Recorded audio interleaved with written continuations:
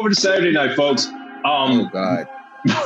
Big Cat, Karl Anthony Towns, what they call him, Big Purr. Yeah. He calls his shot and he takes home the championship, man. So I'm gonna start with D, and then I'm gonna follow up with Phil. Is Karl Anthony Towns the best big man shooter in the history of the NBA? No. Who is it? Depends on what era you're talking about, in my opinion. Shit.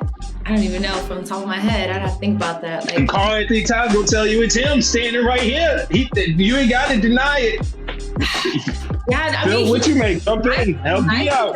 I don't think he's like the best ever to do it. I think it just like, he called it. All right, cool, whatever. Can you do it like 10 out of 10 times? No. Like, shooting is a complicated word, right? What does shooting really mean? Like, if you're considering shooting as distance shooting and just specifically the 3-point line and being able to catch and shoot at that size, probably, yeah, because dudes with arms that long usually can't shoot consistently. Look at Anthony Davis, Buster Johnson, anybody, Talen Horton-Tucker, anybody with that build, they have trouble getting the shots consistently with those long-ass arms. It's just always how it happens. So for him to be able to shoot that consistently with that build is something that I've always found very impressive. But also, like, those are the kinds of shots that you get for bigs in a certain specific scheme. But there are also, like, is he more useful in his scheme than Dirk's mid-range game was in that scheme? Or is he more useful in his scheme than the skyhook was? Because Kareem was pounding that thing from 16, 18 feet whenever he wanted to. Like, you could call that a shot just as much as you could call it a jump shot. So it's probably a little bit more complicated than just that, but I'll give him his flowers for the 3-point distance. Yeah, he's But going off that, I wouldn't say Cat would be the best 3-point shooter of all time as a big, but like this, I would say recently, I would say Joel Embiid is up there too, because Cat, most of his looks are like kind of like catch and shoot, like you said, just catch and shoot, just stand still. But Joel Embiid just shoots threes off the dribble too, like an actual guard. Joel Embiid, yeah, it's kind of scary. He got a bag. Joel Embiid, he can hit the step backs, he can dribble into a shot. I mean, Joel Embiid, I would say it's a little bit better from three. Number-wise might not prove it, but then Karl Anthony Towns is. I would probably give it to Dirk, but kind of like Phil said, I guess it depends on how you consider it a big, depending on how you look at how Dirk got his shots compared to how Cat will get his shots. And I also think when you consider shooter, you kind of also got to consider what they were able to do with their shooting. And Dirk was actually able, to succeed with his shooting, or actually win making big shots with his shooting, you know what I mean? Not just in theory being able to shoot really good, you know what I'm saying? Even though obviously I don't remember if Dirk won a 3-point contest off the top of my head. I feel like he did, but I can't completely remember off the top of my head. Let's see, stats and info. We're on it. I feel like he did 1 year, but might have been the last one he had to do it before Towns. I think I read that somewhere after the fact. What was it? That it was Towns was the first big guy, I think, since Dirk to win one, but it was the first. Yeah, I'm pretty sure. He won it in 2006. Yeah, so I'm pretty sure I thought I'd seen him win it before, but I think you got to add that in when you're talking about the best big man shooter of all time. And I think it was shooting to a ring to beat whoever you do. In Dirk's case, he beat LeBron and D Wade and Chris Bosh over a 3-point contest, you know what I'm saying?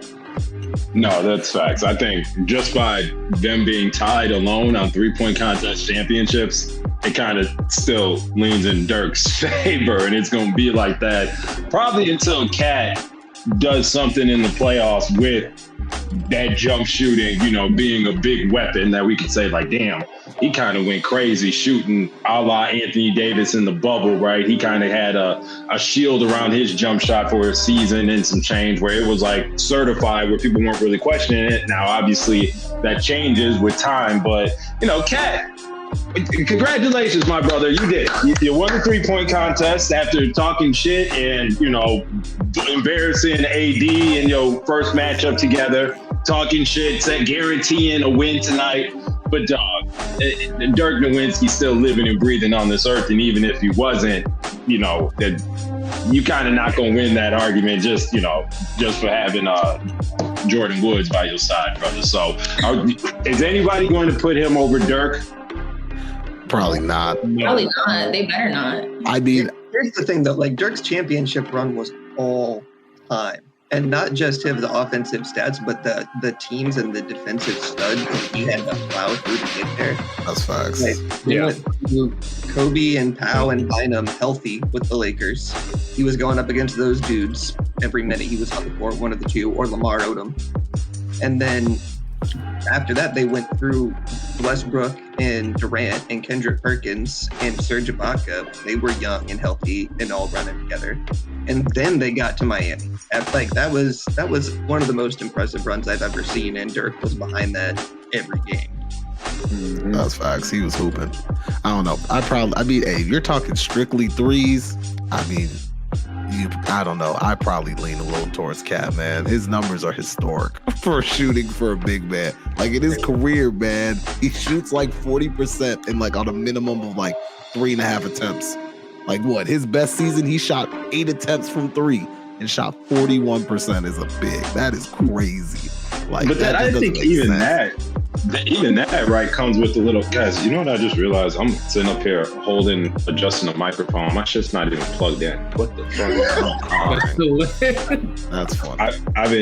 I'm gonna look back and wonder, why does my fucking audio sound like I'm in a spaceship? So, anyways, but I wasn't gonna say that. God damn! I need y'all to look out for me. Someone take over for me.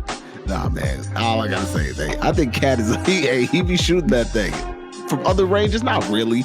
He's not really a mid-range shooter. I mean, his free throw isn't even that great. I guess it's 80%. That's actually still pretty good. But all around shooting, I think you got to give it to Dirk just because he can shoot it from literally anywhere and make tough shots, fadeaways, whatever it is, turnarounds.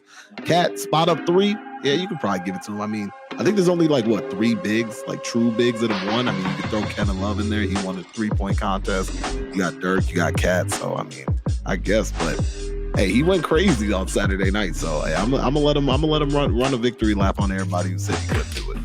You're gonna let him keep that. You're gonna hold that for a minute, man. Yeah, man. Big habit. He earned it. He did, and he called it. Yeah. Dog, I knew 4 total people that were playing in that game. I know nobody. I don't know who they were pulling out the crowd. I don't know who they were just grabbing, but I don't know. Maybe they need to do a voting system. I don't know what it is, but I have no idea how they pick who's up there because I know half of them people. I knew the staples. Where they get a Peloton coach at? Right? Like what? That's crazy. How is that a celebrity? I think he does the videos on TikToks or something like that for Peloton. I think that's where he's from. That makes sense. Celebrity Game MVP Alex Toussaint, who I'm sure really ranked up in Google trending searches after that game for everybody wondering who the hell is Alex Toussaint. I honestly thought he was, I don't know, like a game show host or some shit like that. The last thing I would have guessed was a Peloton instructor. I know, Jody, you was hyped to see Machine Gun Kelly out there repping, for Cleveland and stuff, man. What you make of is, I know, man, you being the resident Ohioan, there's got to be more people in the world, in the state, than Machine Gun Kelly holding it down for the city of Cleveland. What's going on, man? Bone Thugs wasn't around. They could have got Busy Bone, Lazy Bone. They could have got Lil Bow Wow for all I'm concerned. Bow Wow would have been good. Machine Gun Kelly and seeing him go off schedule is just was not what we was needing for an All-Star game. He told LeBron he could play a little. I guess he was trying out for the Lakers or whatever. So I guess that's what happens when you get back with Megan Fox. You ranked up, right? Dude, his highlights playing in that game were ultimate trash. I was like, what is he doing? I was watching the highlights of him and I was like, I'm done here. Yeah, bro's tall too. The person I was most hyped to see in the celebrity game actually was Jack Harlow, to see what he had to offer on the court.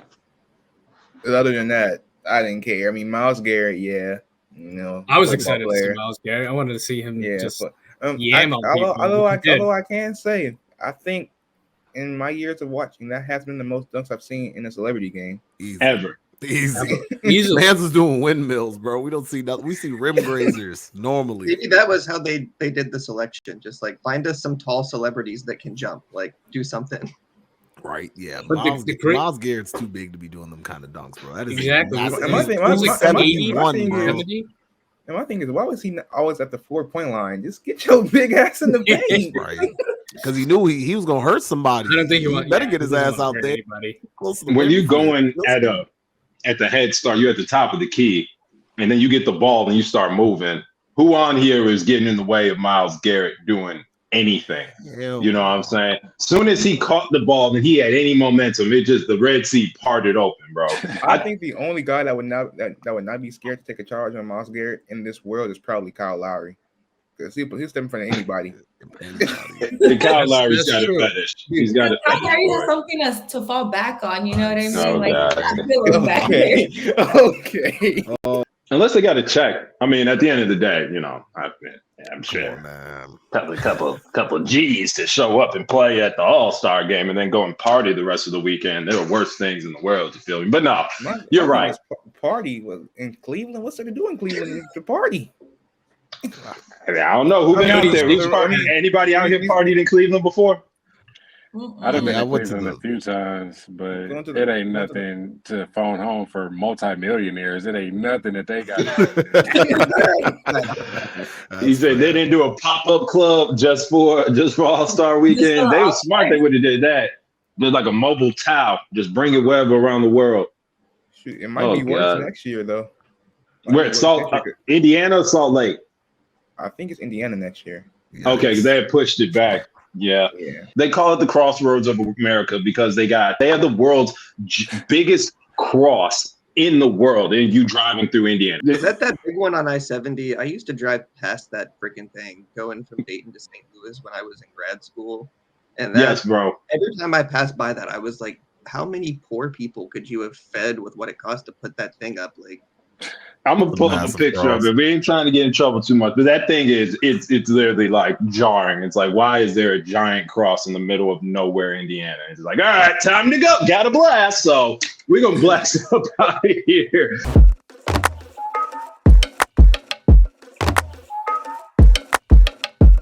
You will not see heaven for bringing that to the main I'm stage. not gonna lie. I watched that show. And wait, hear me out. This is the first time I've ever heard of this. That's crazy.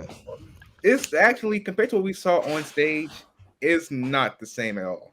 Like, what they did on stage was not a good representation of the show at all. The show is actually not that bad compared to what we saw. No, we can put some background music to this. Mari, why don't you give us a rundown of what is the name of the dating show, and can you give us a scope of what they actually walk around? Yeah, I want to hear this. This is Mari's dating show review. I'm intrigued.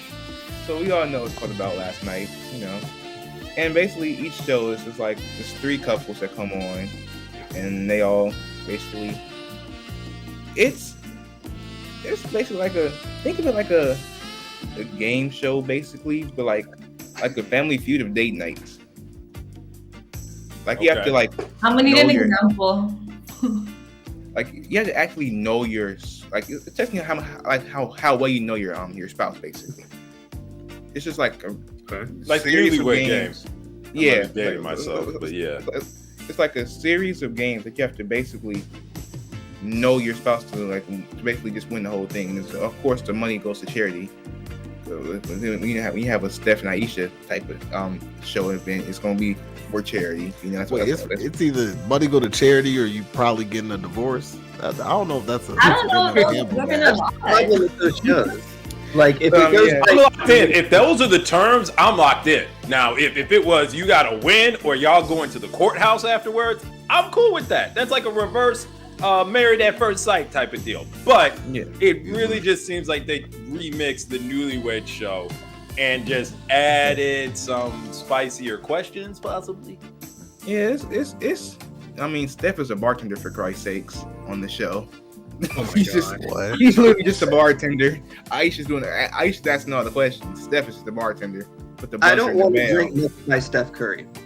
Like, I'm sorry. Getting I his don't want shots to. Yeah, but Hey, I chase the I- bag, I- my brother, I I guess. remember vividly on I forgot what episode it is, but it was Steph's sister You Sadell. remember that? I can't recall the episode. It could be remember 3 it. or 4. it might have been 5. It might have been 5. 3 But episodes. no, it was Steph's sister Sadell and her husband Damian Lee on the Warriors. They were on there, and I swear they had to make questions even spicier for that episode because they was asking Sadell some crazy questions in front of her brother. I'm like, Oh hell no. That's so uncomfortable. All right, All right. I'm the show. You- sorry. you- it's not bad, but it's like at the same time. Omar about to watch it with the wife right now. I'm just gonna go Okay. clean again. That's what's Stop gonna cleaning that happen. Well, Dee, since you are right now our only lady on the show, we have, of course, 2 others, Boomy and Stacy, that are members of the Late Night Lake Show family. But I just have a question for you regarding this dating show. So, the NBA version had Steph and Aisha Curry, and then 2 Chainz and his lovely wife, who, you know, before Kwame telling me yesterday what her name was, Keisha Ward, I didn't know, but that is probably by design. So you got Keisha Ward, who, for all intents and purposes, has been behind the scenes in 2 Chainz's life, superstar popularity, right? And then you got Aisha Curry, who has been on the front line with Steph, just as much in headlines, news, interviews, and all that. Where are you going? If you had the choice, Oh of no, picking 2 Chainz life. a life, you would rather pick 2 Chainz life. Tell us. 100%. Because especially when you I feel like the media right now, right? Media and social media, especially Twitter, they are all up in your business, try to stir up chaos for no reason. So it's like if you have your relationship and your family out on full limelight, right? Everyone is gonna criticize you. And whether you think you got tough skin or you don't care what people say, that stuff is gonna get to you, and it's gonna trickle into the house. It could possibly drift you apart, whatever the case, you know what I mean? So I feel, and it's funny, I actually asked this the other day on my Twitter about a muse, what it is for a man to find their muse, right? So I feel like if you're behind the scenes and you're that strong power couple, but you're behind the scenes, it's a lot better, and there's a lot more level playing field that way. So you have that rock at home, that people aren't constantly looking for you or trying to stir up the mix with you guys, or oh well, she's talking to this person, they must be in an open relationship. Oh, she's having coffee over here, she's sleeping with this person. No, goodness, it's not about all social media and stuff. I feel like if you have one person in the limelight, the other one has to be in the back handling business and holding it down. So I'd prefer that. But 2 Chainz said all he wanted for his birthday was a big booty hoe. Is that, are you good? Are you good behind the scenes? And your man, pretty 2 Chainz pretty much has a life where his persona is single titty two necklace, right? Yeah. You cool with them?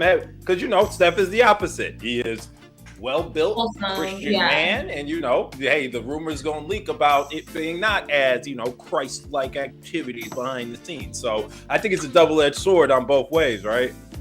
I feel like it's hard, honestly, but if you know what your significant others role within their icon, right, is, you guys have to talk about those things behind the scenes. You guys have to understand, okay, yes, there's gonna be groupies, there's gonna be this, there's gonna be that. So you, to an extent, I'm pretty sure they talk about those things, and she probably just doesn't get bothered. I don't know. That's how I see it. Hey, swimming in diamond chains would make me feel a lot better about my status in the world too. So, okay, well, that is our weekly relationship advice from our resident Late Night Lake Show family member, Dee. Thank you, Dee.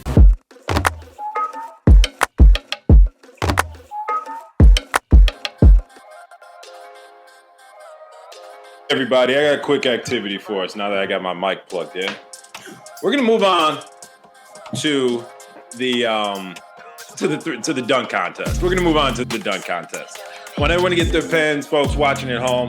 As they do a score, right, of each dunk and, give it a range of, do they even have anything below a 6? I don't think so, right? No.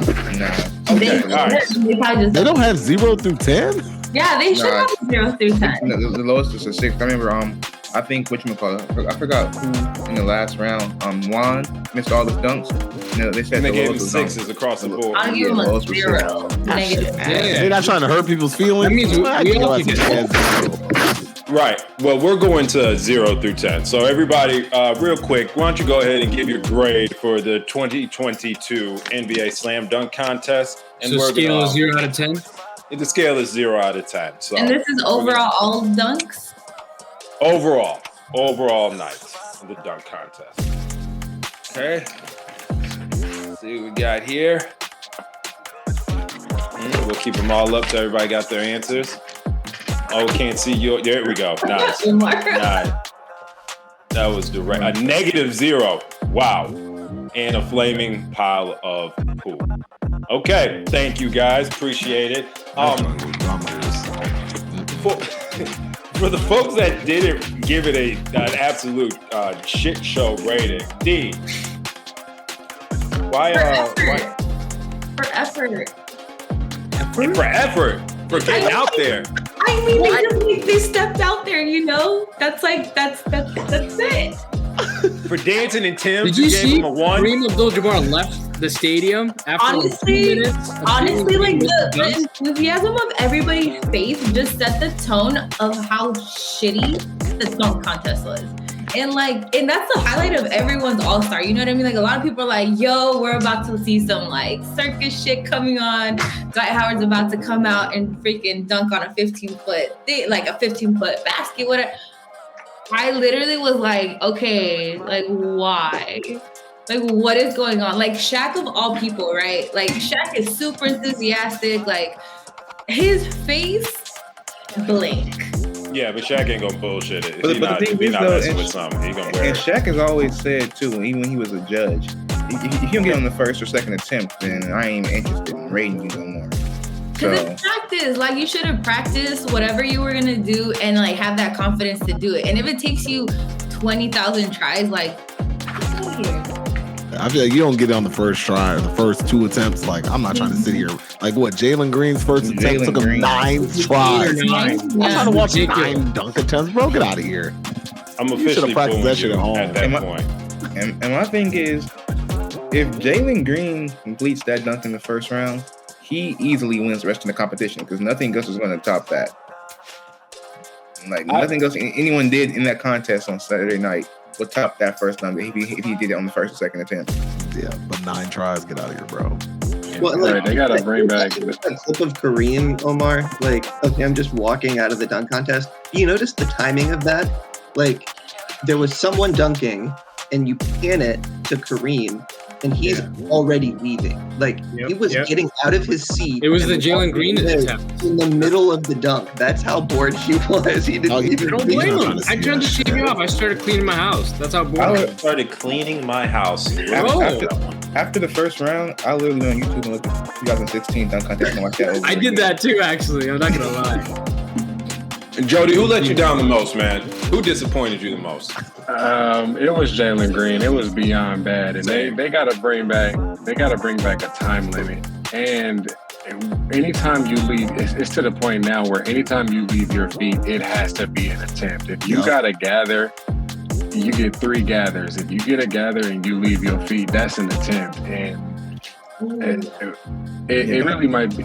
It might come to the point where they probably just need to go ahead and go to the YouTube All-Stars and get those guys to come in and do dunks for $500,000 cash and just bring the cash out there and let them practice all year for it. They can do a whole journey to my dunk contest and whatever, but they got these guys who don't really care because it felt like for some of it, Jalen was just going up there and hey, I'm gonna figure out what I'm gonna do when I get in there. Bro, he was so wild with it. He's like, I'm just gonna just do some shit. I got all day to try it, so. But you put that time limit on there, they gonna know the time is coming, so they just gonna go to a dunk that they know that they can do and just get it down there, and we can just go to the next person, because that was just ridiculous. And like you said with the attempts thing, like just going up as you being an attempt. But my thing is, why is it the ball has to come down? You have to bring the ball down for it to be an attempt. Like that makes no sense.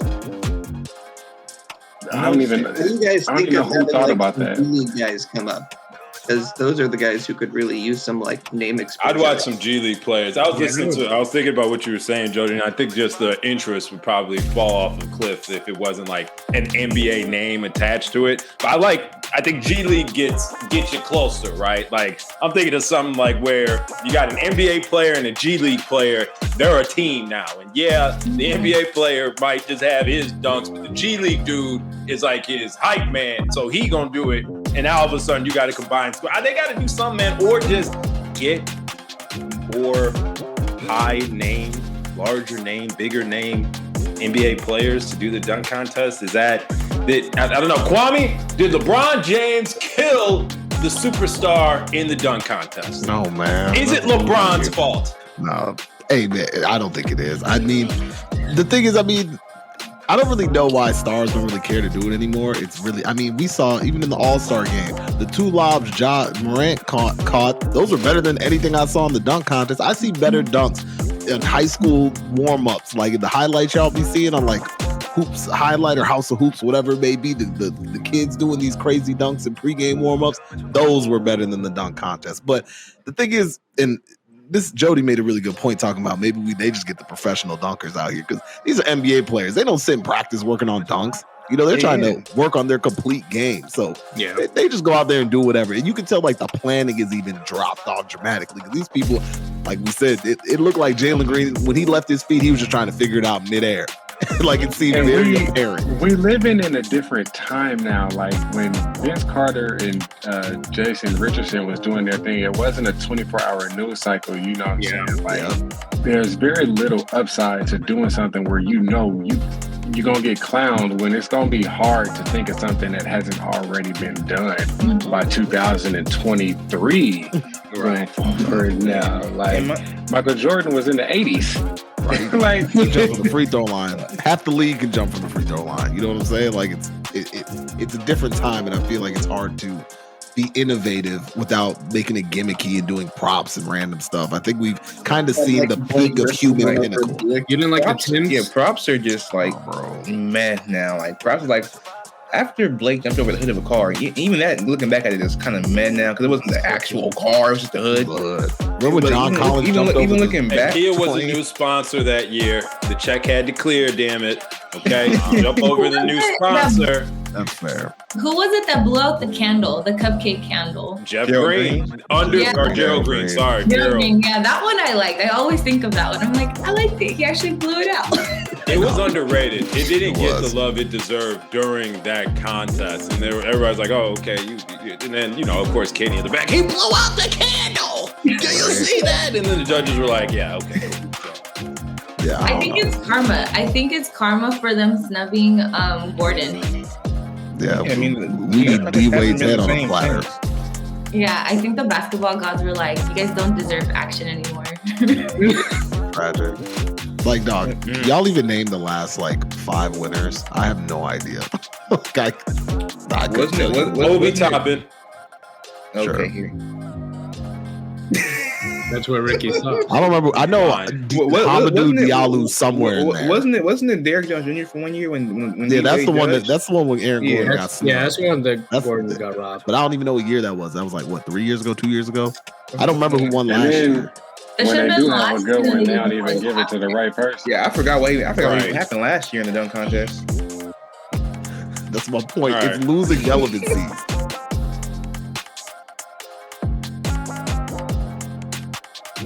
Right, that brings us to the quick crescendo of the night. Big LeBron James caps it off in his big return to Cleveland with the game-winning shot in the new scoring 2 years now of the All-Star game. Sunday night was a lot of fun. What stood out to you guys most? Was it Was it LeBron's game winner? Was it Steph claiming the throne as the all-time three-point makes in the All-Star game? Was it Michael Jordan getting the biggest ovation? Was it LeBron James and Michael Jordan hugging it out for the first time probably in a long time? What stood out to you guys? Can I go first on that? Okay, you go ahead, Joe. All right. So one thing that I noticed about this All-Star weekend, and I think it was great because of the milestone of the NBA, I felt like throughout the whole weekend, a lot of the great players of the league all had individual great moments, you know what I'm saying? And I think it all came together by the end of the night on Sunday with LeBron hitting the game winner at the end, the embrace that LeBron and Jordan had. I mean, even Giannis had that moment, I think, on Saturday night with his brothers in the little competition, you know what I'm saying? Steph having his moment, like I felt like almost every great all-time great player that was there had an individual moment that was like their moment that made you understand why you love this game. You know what I'm saying? I thought it was a really, really great 75th ceremony despite the shenanigans of the dunk contest. You know what I'm saying? I thought everybody pretty much had individual, oh man, this guy was even Kareem being the old guy, like I ain't trying to play with y'all while he was walking out while they was dunking. You know what I'm saying? Like I thought everybody had, and then Jordan, at first nobody was like, shit, he's not even there. And out of nowhere he hit the PJ. He damn near drunk. He running around like the drunk uncle, talking to everybody. he saw Team Durant gambling in the locker room. That's all he was like, let's go one-on-one. Like, yeah, that moment with Magic was cool. Yeah, like everybody had their thing. It almost like even when Jordan said, "Nigga, I'll play you right now, 1-on-1" to Magic. You know what I'm saying? It was like it was really like great the whole weekend, honestly. And I've seen this on Twitter this weekend a lot. But I agree with it. But seeing MJ the way he was this weekend or on Sunday made me realize, or maybe like I saw on Twitter, that Kobe's death really did change him for the better when it comes to engagement in the public eye, at least. Because before then, he wasn't really that affectionate like we saw this past weekend. He wasn't always hugging and stuff like that. But this weekend, we saw something that we never really saw from Jordan off the court. Yeah, no, that's a great point. I ever heard him hug somebody was in that documentary when he called Larry Bird a bitch. Right. Good point. That was his most endearing moment, that entire series. I gotta run, y'all. Y'all have fun. I gotta go. Right, Phil. Have a good night. Appreciate you, Phil. Appreciate you stopping by, bro. Love it. You're right. But yeah, I mean, Omar, go ahead, take off, man. I mean, Jordan obviously is in a realm of his own, and I hate when folks start getting into the who got the loudest ovation of the night. We've shut the fuck up. God damn, I get so tired of motherfuckers looking for every angle to start being a hater about something. We got LeBron James and Michael Jordan in the same room hugging it out. LeBron James hitting the game winner, Steph Curry doing his thing. They're on the same team. They're hugging it out, having a good time. What are the pipsqueaks on the timeline doing?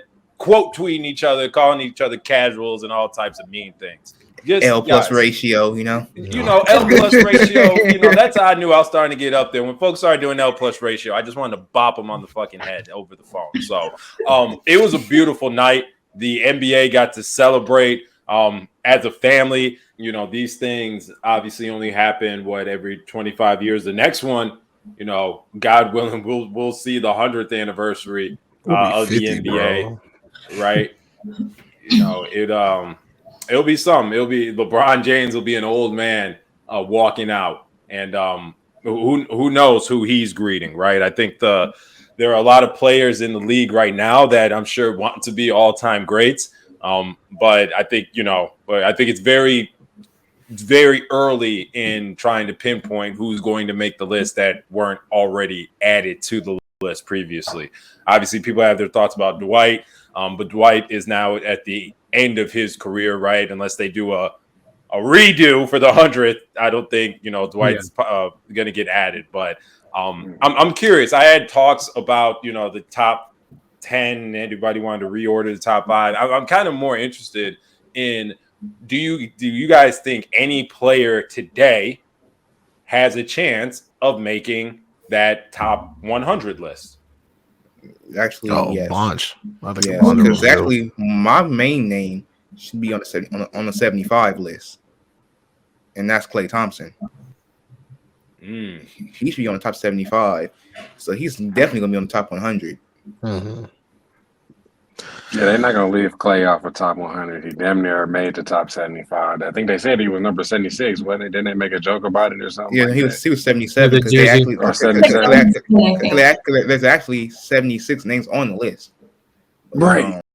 And Dwight still didn't get it with 76 names on the list. That's crazy. Why were there 76 names on the list? I think there was a tie for. I think there was a. I forgot it was a what tie. name. It was a tie. Oh, because there's ties in lists. Yeah, that why is there you a tie? make, I don't know how you they make say up it. yourself. That makes no sense. Like God didn't make this rule in a Bible. Just fix the numbers so there's no ties. I don't know. Okay. All right. So no, you're right, man. Y'all be good.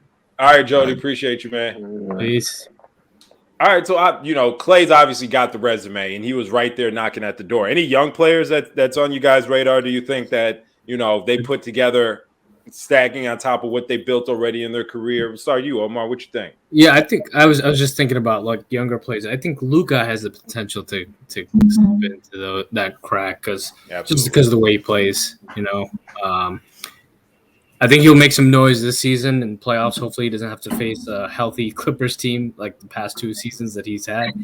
But I think, ever since he's joined the league, he's just been that generational, transcendental type player. So I think he can, if he racks up a few trophies and puts up the stats that he continues to put up, I think we could see that happening. I think John Morant. I would really want to see him. Yeah. As That'd much be great. as after like the whole Laker fan comment he made, like as a basketball player, like that dude is a hooper. Like he's so scrappy and he plays with the chip on his shoulder, and he doesn't care how big you are. He doesn't care how fast you are, how strong you are. He's gonna take it to you each time. So I would want to see him for sure on the top 100. For sure. Yeah. Another guy, if he can stay healthy with his size and build and what he brings to the game, there's no doubt in my mind that if he can stay healthy, Zion will be on that list too. Yep. When he plays, his generation. When he plays, he's a blur, bro. It's scary to watch him when he plays because it doesn't register in your mind like that size doing what he's doing. It's his agility for me. Like it's literally like watching Myles Garrett in the celebrity game playing, but actually as an actual basketball player. Yep. Right. It's like what's crazy. He's the only. I think I saw the stat today. He's played 85 games in 3 seasons. That's crazy. Bad. Zion's been in the league for 3 years. Yeah. Hey, but Dog shoots like 75% of the rim, which is absurd. Like, he was last season. He was posting up Shaq numbers at the rim. He's like crazy when he plays. That's crazy. He just got to hoop. He just got to get on the court. I think of him like a mold between like Charles Barkley and Shaq because about the size and then. Didn't Charles say that on Inside the NBA one night? He said when he looked like if me and Shaq had a baby. Yeah, it's way too soon. Also, but I got to throw my boy Evan Mobley on there. I got to throw that man on there. He is different. All right, that defensive IQ today will carry him in max contracts for the rest of his career, and his touch and his shot. I got no questions. I got no questions for the man. Just stay healthy. That's all I ask for Evan Mobley. So those are my picks. Anyone else got any? Nah, I mean, I'm just curious on the criteria they voted on because, hey, don't get me wrong. I think Damian Lillard is a great player, but I mean, he don't really got the hardware. I don't know if he really has the numbers. He doesn't really have like the iconic performance. I mean, he's got a couple. He's got the playoff. I think the playoff. He's got a couple game winners here and there, but like, does he really? Is he really more deserving than say like a Kyrie Irving? I don't think so. Or Dwight Howard. Or Dwight Howard or a Klay Thompson. Or is he really more deserving than those guys? I don't think so personally, but hey, I'm not on the voting committee board. But what Dave ain't got no hardware, but what a rookie of the year? Yeah. Damn. We even got like a Western Conference championship on. He's got all NBAs. but that's not Yeah, hardware. Nobody's trying to hear that, man.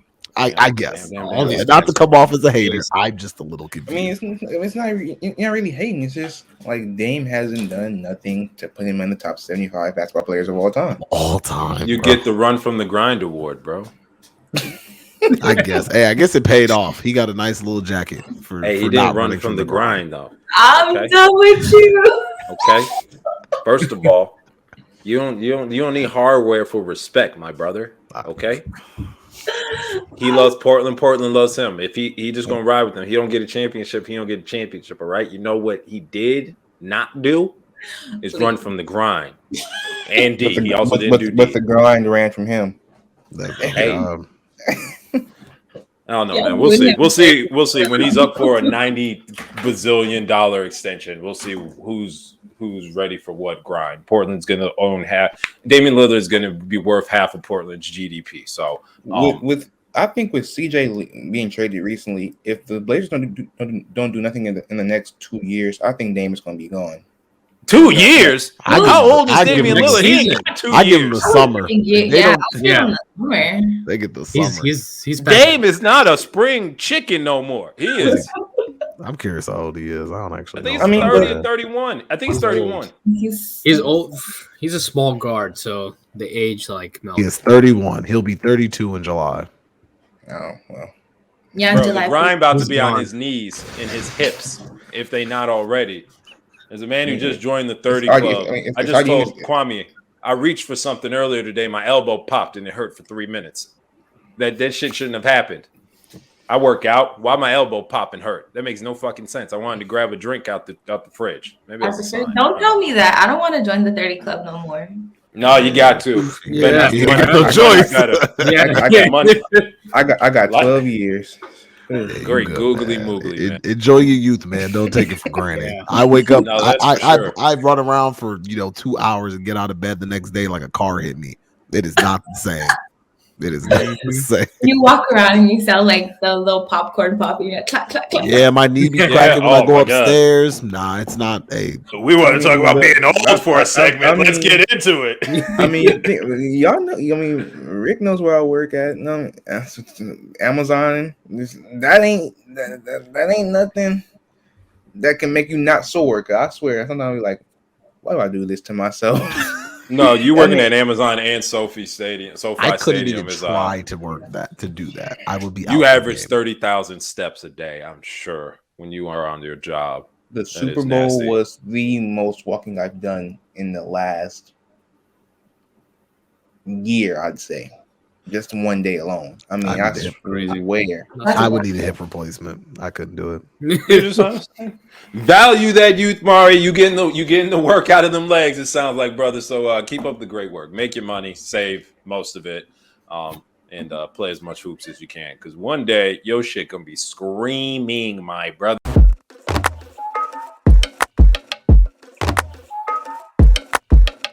All right, last segment of the night. I know we hit the hour mark, lost a couple people. All good. We're gonna do another game. Everybody get the pen out, get the paper ready. Moving on to the Lakers topics, folks. We are moving on to the Los Angeles Lakers part of the show. And the name of the game is the shit show meter. We're gonna keep this as a recurring meter. Maybe Mari will bless us with some. We don't need graphics for that. That would be a little too visual. The shit show meter. But Just the We're- poop emoji. right, just the poop Yeah. emoji, right? We're gonna do a rating 0 to 100.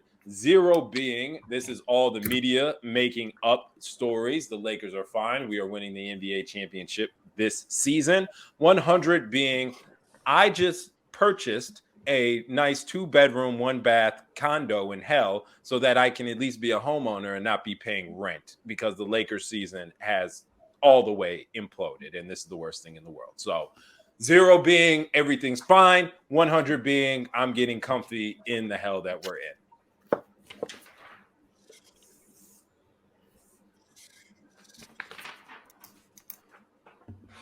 Oh boy. Omar. 81. I like that.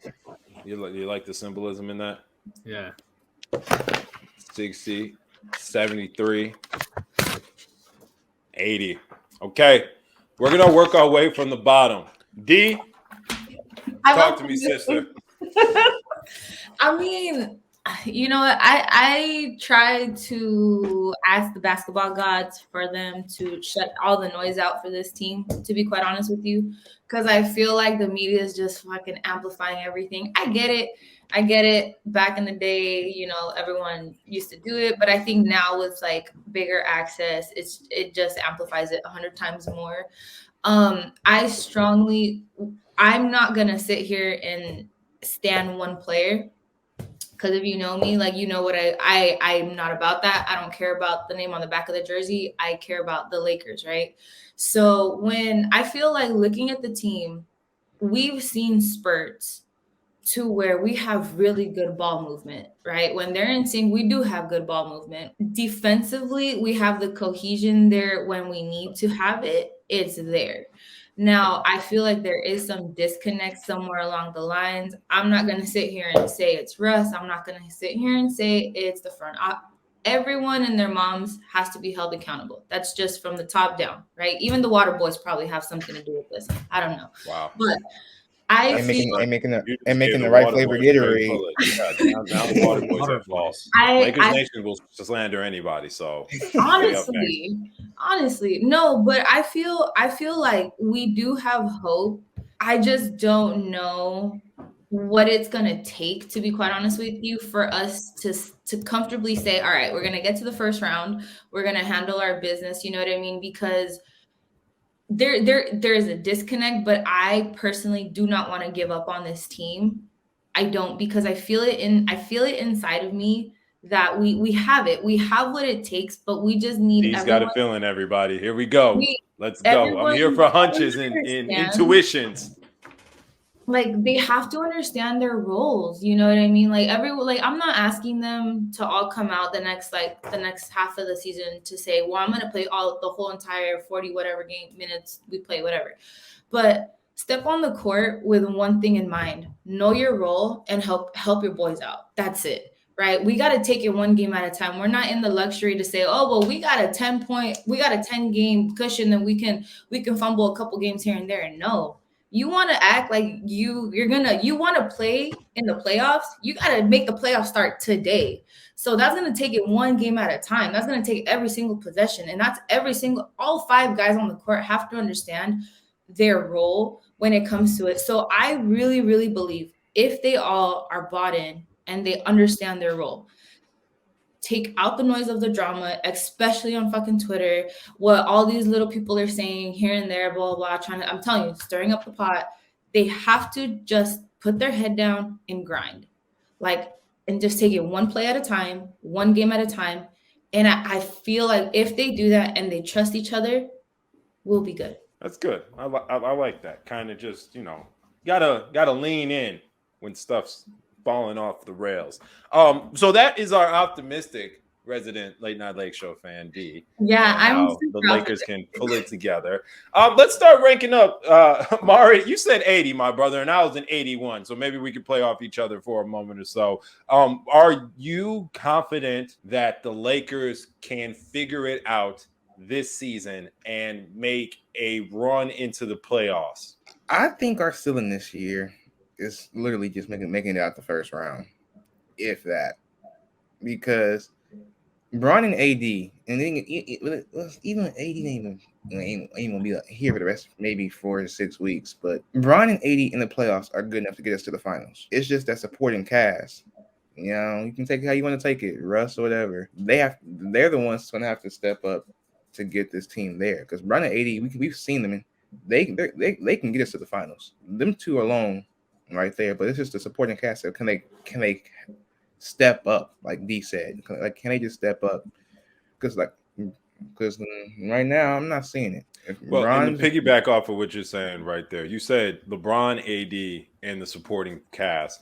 Russell Westbrook is in the supporting cast bucket, and while everybody's over the whole how much is he getting paid and stuff like that, he's getting paid like a leading actor, right? So it should be a three of the 4 horsemen of the apocalypse, whatever analogy you want to do. It should be a 3-man weave of one person's out, you still fucking in trouble. Okay, now the other person's out, you still in trouble. Okay, now 2 of the 3 are out. Now the main person just about to cook. And the Lakers, like as a statement, do not have that in Russell Westbrook. Now, whose fault is it that Russell Westbrook is not a different Russell Westbrook? I think that you can start splitting up the blame pie there. But at the end of the day, Russell Westbrook is playing exactly how he's always played. I mean, he did say that he was going to make adjustments for the betterment of the team. That meant just not really participating in the scoring portion. Like, is there like a correlation between if we're going to get a more scoring distributing rush, we're just going to get a 2-for-1 ratio on turnovers or just dumbass plays? Like, I think that's where my biggest issue in all this is the Lakers don't have the resources to be a very competitive team outside of LeBron and AD because those resources were used in an asset that is not performing at the needed output. Not that, we're asking Russ to be God, but the level of player we need in the third best player on the Lakers needs to be closer than what Russ is putting out right now. Because honestly, the Lakers' third best player is who? Malik Monk? Probably, yeah. Austin Reeves. No, Austin Reeves. It's somebody not named Austin Reeves and Malik Monk are 3A and 3B. So and that's not good, Your Honor. That's not going to work. So please, Omar and Kwame. No, Kwame, you're up next because you weren't at 100. Omar, we're saving you for DEFCON. I was at 73, but honestly, the more y'all talking, the more I realized my number was slowly going up. It was just amazing. I mean,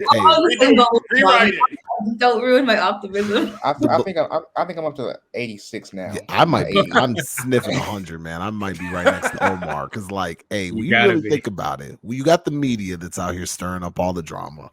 You got the owner who employs people that she's just friends with rather than true basketball minds, and her pockets aren't the deepest.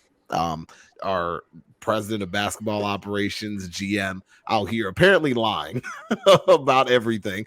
Magic was out here talking about, hey, Rob, don't trust him, he be lying. And he's sitting up at press conferences. There was alignment between me and LeBron and AD, the stars. There was alignment that we didn't need to make a trade during the deadline. Doesn't seem right. We got the media leaking that Clutch was upset that they didn't make the trade for John Wall. And then, Stephen A jumps on First Take saying, Rich Paul told me to say that ain't happened. So we got Rob out here lying. We got Clutch mad that now Rob's lying. Then you got Bron out here making crazy quotes. You got Russell Westbrook playing like me on an NBA court. The roster construction is filled with a bunch of old men that aren't going to do and, honestly, like, I think this is the problem that, when we look at it retrospectively, this is the issue with our talent. We have people that are more or less established in the league. We didn't have a lot of youth. If I'm 30 years old, I am not diving on the floor. I'm not doing the hustle plays every game. I'm just not. Like, you kind of pass that phase of your career. And that's probably where we lack the most. We don't rebound very well. We don't win the 50-50 balls. Like, these old guys aren't out there to do that, man. They're just there to do what they need to do and then go ice their knees on the bench. And I think that's what we've seen. And that's why the effort is so consistent, because you have people that are not in that stage of their career where they feel like they still got to make it. Young players play like they got to make it. Melo's, he's a, top 75 player of all time. He's not diving on the floor for loose balls. He'll give up 40 offensive rebounds and, grab one and scream, I got to get the fuck out of here. It's crazy. It's like, bro, they just got 12 offensive possessions. I hope he's doing well. Again, there's a lot of things in my mind that are going on. Kendrick Nunn, we will never see that man play. I'm convinced. I don't think we're ever seeing that brother play.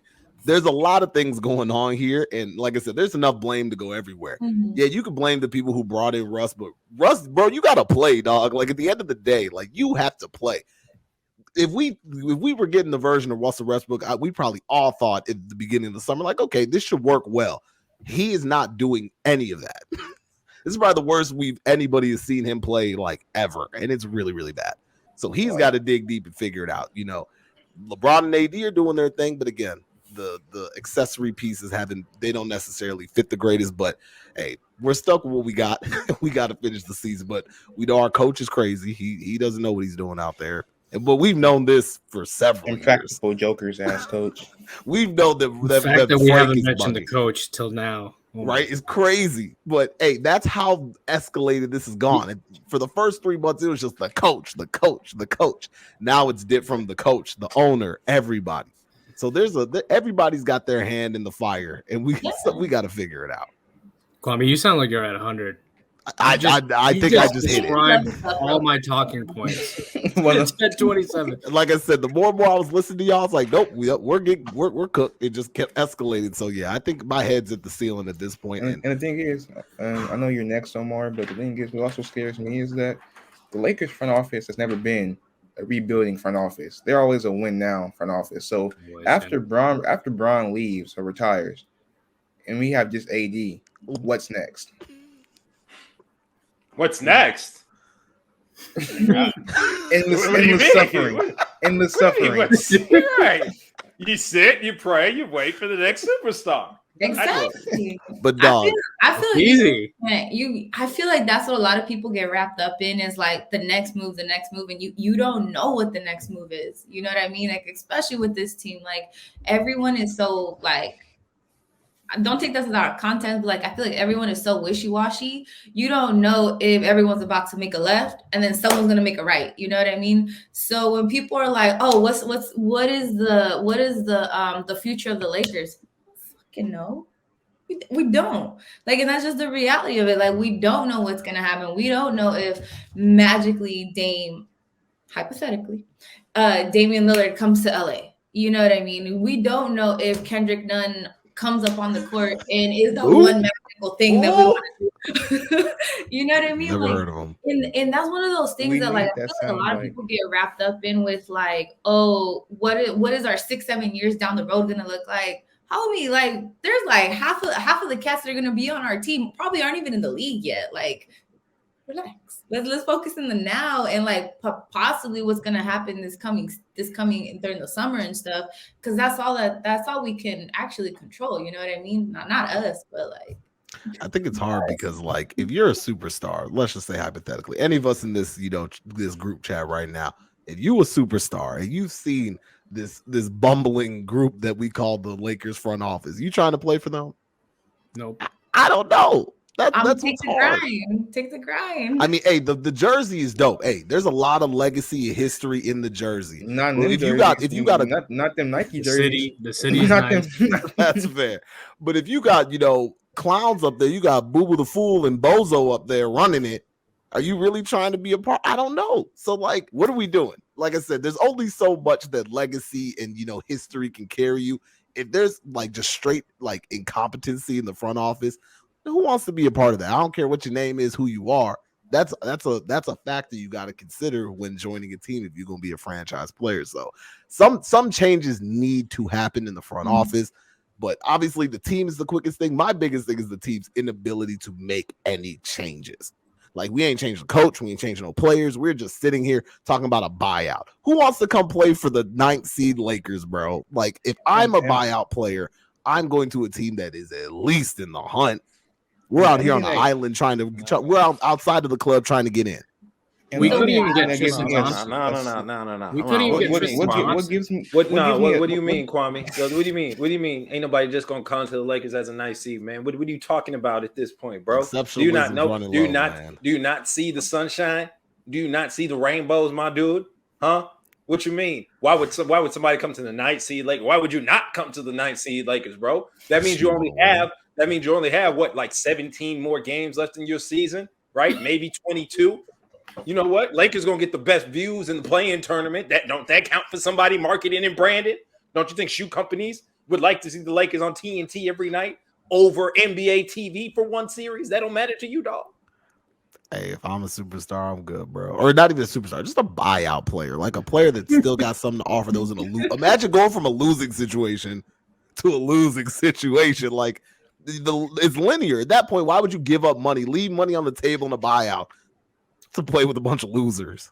I'll tell you right now, great plan. Like you tell me all the time, Kwame. You tell me all the time, man. You said folks be bringing, they and nothing against it, right? Folks, and I ain't even gonna use that analogy. I ain't trying to get cooked real quick. The only thing that I want to know, bro, ain't it better being in the po house where it's sunny every day versus where it's cold. You know, some of these players, man, they live in cold states. They don't want to be out there like that. You know, I know Tristan Thompson went to Chicago. I know Goran Dragic went to the Brooklyn Nets with their 19 million guards. But don't stop the Lakers' exceptionalism, bro. Don't say that it's dead. Okay. If your vacations go start at the same time, you can go to somewhere tropical. You can go to Aruba. Exactly. You can go to Turks and Caicos. It's a pandemic It is too. what it Everyone's is. indoors. So yeah, this is where I'm at right now. It's so. not good. It's not great, Bob. It's not great. I'm here. This love is what I'm feeling. Cool. I'll be waiting Kwame has outside. joined me. Yep. Let's I'm go. fully where Yo, wherever Zach, can you Omar. send me that? I've joined Omar. So Man, I don't even That's know where we're how at. to follow that up. hey, say what Other you than- got, Bring us man. home, Omar. Bring us home, man. What's our thoughts? You could dive into anything about this with the Los Angeles Lakers right now. I think that so I think the biggest thing for me, right, is that we have, arguably one of the greatest basketball players to ever play basketball.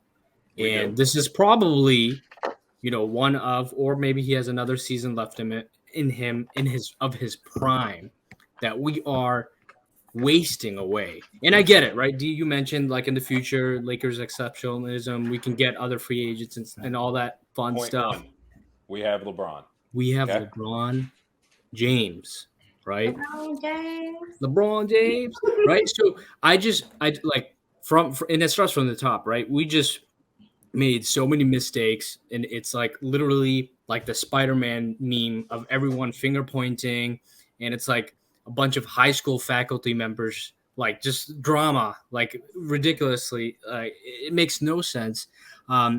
We have no flexibility to make any roster moves. Like we were doing the trade deadline spaces. We had the biggest spaces on Twitter, and there was not one trade that we could report on or talk about. We're talking about other teams trying to make moves and get better. Keep going. I'm just Number two, we narrating. have drama, right? On top, we have no money.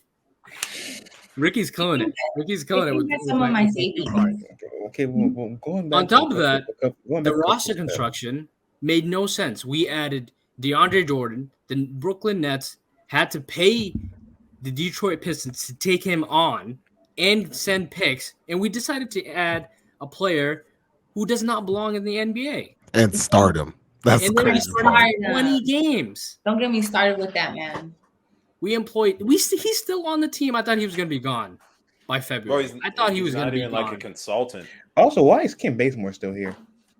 And Avery Bradley. Questions that need All answers of for them. 1,000, please. We need answers. Why is Avery Bradley still on the team? He And played starting. good. He played good enough to get that contract, and then just went nowhere after that. Wayne Ellington is warming the bench right now. He does nothing. We have Avery 5 players Bradley's on the got team who do swag. nothing. According to Frank Vogel, he's got swag.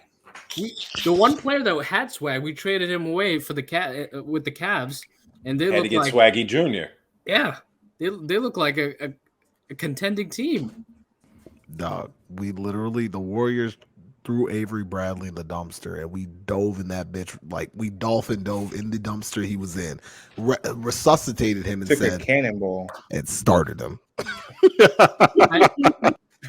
I have no idea what conversations happened in the front office where they think, okay, we can keep on adding combo guards, not add wings when we know wings are the way to go. Like if you look at any contending teams, they have like 5 or 6 wings because that's how the NBA is played right now. It's all small ball. We do not want to accept modern offensive principles. We want to play 2 bigs. We're in hell. I'm in hell. Hey, Frank said we have a lot of wings. And my thing is also No, it's not just Frank. It was Frank. We promoted our shooting coach to be an assistant coach. None of the players can shoot. We're the worst free throw shooting team in the league. And we decided to promote him to be an assistant coach? How does that make sense? at the same time, that's nothing new with the Lakers. That's been the thing since Byron Scott was the coach. You just can't shoot free throws. And whoever comes to this team just can't shoot free throws all of a sudden. I know. Or typically shoot in the building. That's also a big factor.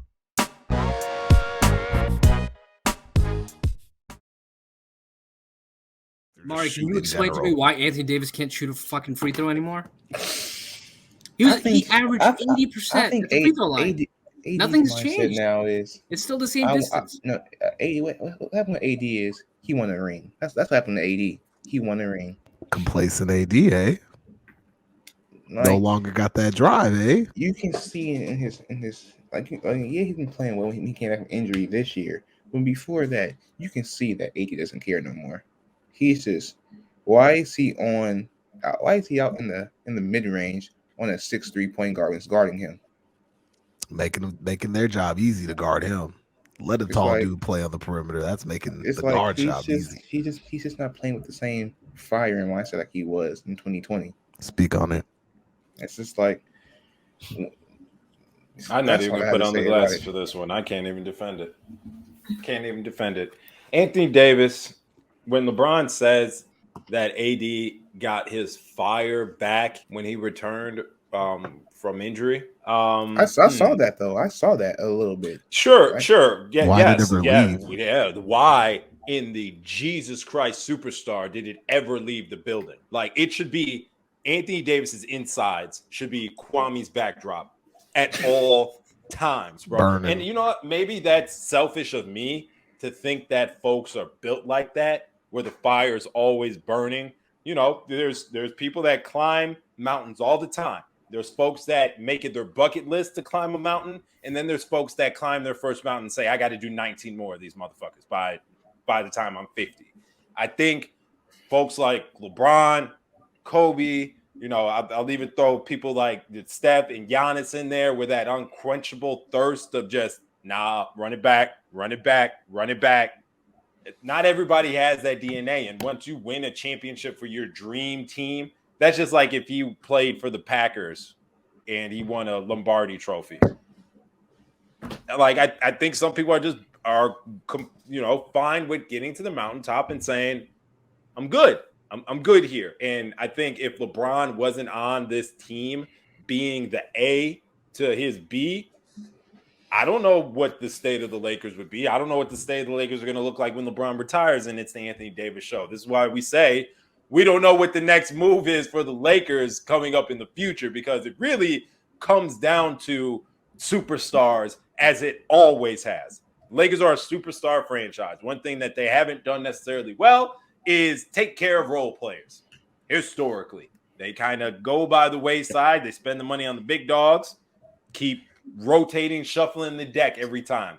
We're seeing right now with a LeBron James on the back nine of his career and an Anthony Davis who got a taste of that sweet nectar, but is also still constantly banged up. It's not leading to a good combination, along with the wrong choice of the trio for the Three Musketeers has led the Lakers into this situation. Omar, you're so upset he left. D, it looked like you got something to say, man. Go ahead. Say what you need to say. Let's go. For the record, I don't care about anyone's opinion. I've already told you guys this all the time. Hey, pop off. I feel that Anthony Davis, he's probably one of the best big men to play if and when he has it on. And that's given, right? Like, when he's down there, no one can fucking stop him. Like, no one. My issue is, once they came back from 2020 and we won the ring, I don't know if maybe Hollywood got to his head. I don't know if his new best friend was probably like his. I'm gonna just say this: the single ego. AD The is ego, better than like, married AD. you know, if the people that he's hanging around with maybe just got to him, so he's like, oh, you know what? I'm like that cool kid in high school. I ain't gotta do shit no more. It is what it is. So if I want to step on the court and I'm gonna do it, then I'm gonna handle business. If not, all right, it is what it is, and I'm not gonna play.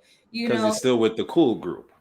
exactly. And I feel like there's somebody in the cool group that has affected him in a negative mindset. I'm not going to name names. Name them. Let's do I'm- it. Just throw the name out. Why? Let's Hey, give hey, this is a therapy session. Just go ahead. Hey, throw the name out. Let's hear it. To be 110%, I feel like LeBron got to his ego. And that's just the way I see it, because the way Anthony plays when he has that fire, it it's there. You know what I mean? But there's certain things that I see in AD when he's not having a good game that I see in other players on the team, and I'm like, oh, that makes sense. Okay, that makes sense as to why you're playing the way you're playing, whatever, right? And I feel like it comes down to like if he really like he can, and again, I feel that he can be the face of the franchise if healthy. And if he understands his role as a big man and just fucking dominate everybody. But I think that Hollywood got to his head. And that's probably why it turns on and off. Right. Like, and I feel like if we take the Hollywood aspect out of it, I feel like he can dominate and he really can be the best big man. And he should punk around freaking Giannis. He should punk around Joel Embiid. Like, it pisses me off when I see them and they literally just fucking feast on him. And I'm like, why? Like, bro, why? Like, get up on them. You know what I'm saying? But maybe it's just because I really, really like Anthony Davis as a player. So I'm curious. Let me ask you this real quick.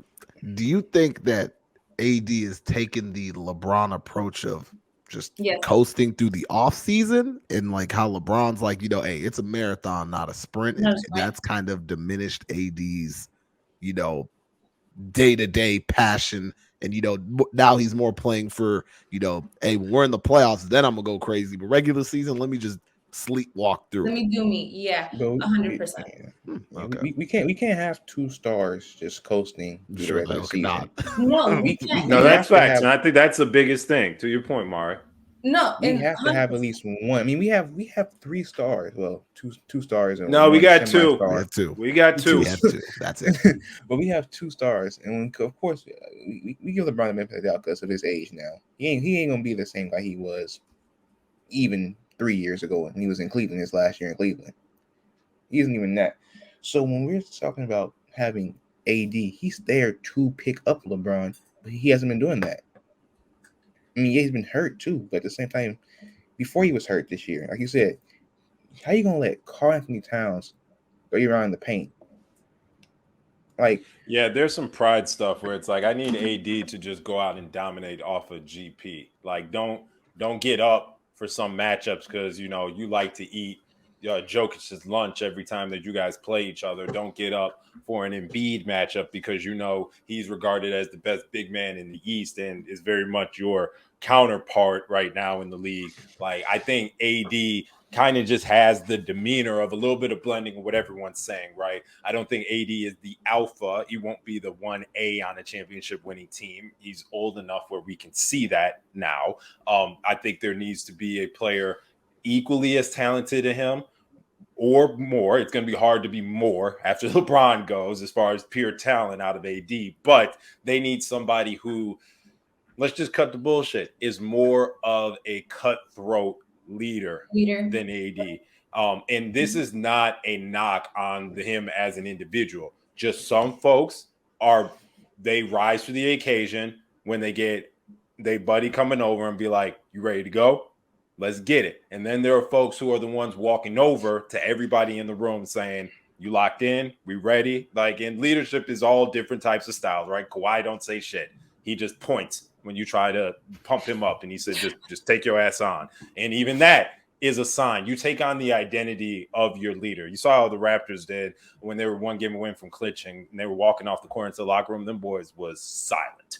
They were all Kawhi at that time, right? And I just think LeBron is such an infectious and larger than life personality that where it's really hard to not buy into what his vision is or just the energy and the positivity. With that being said, if AD is now just working under LeBron's schedule of how the Lakers should move and operate, that end of that Congo line is coming up here quickly. So what is the identity of the Lakers coming up here, sans LeBron James? And I think Lakers fans are frustrated that we even have to ask this damn question. So with that being said, guys, we went for an hour and a half.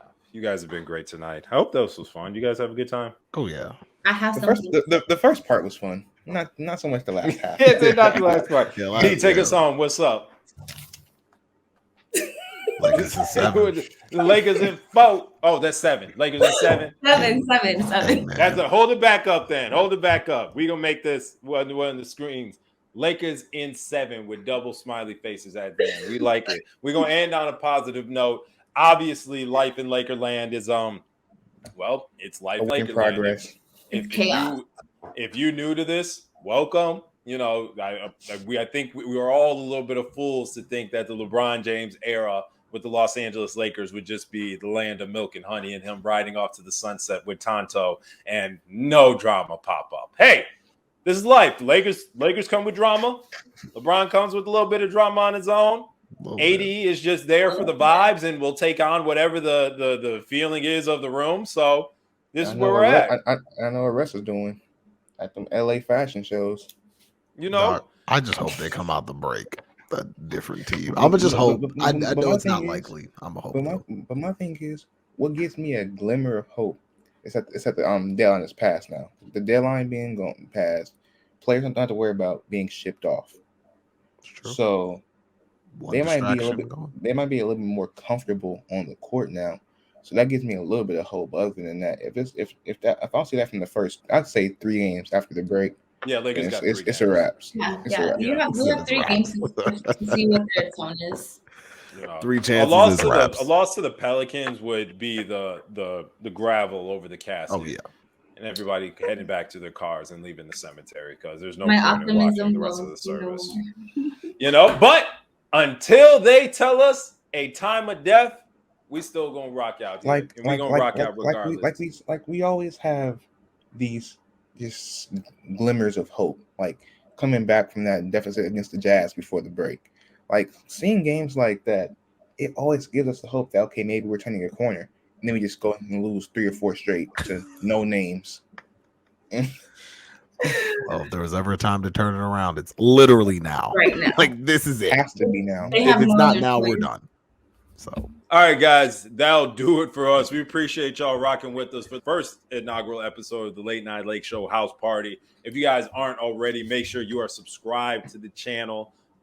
We are cooking up content all week, y'all. If you're not already, make sure you are following these wonderful faces on Twitter and all social media platforms. But most importantly, make sure you are following the brand at Late Night Lake Show or Late Night Lakers.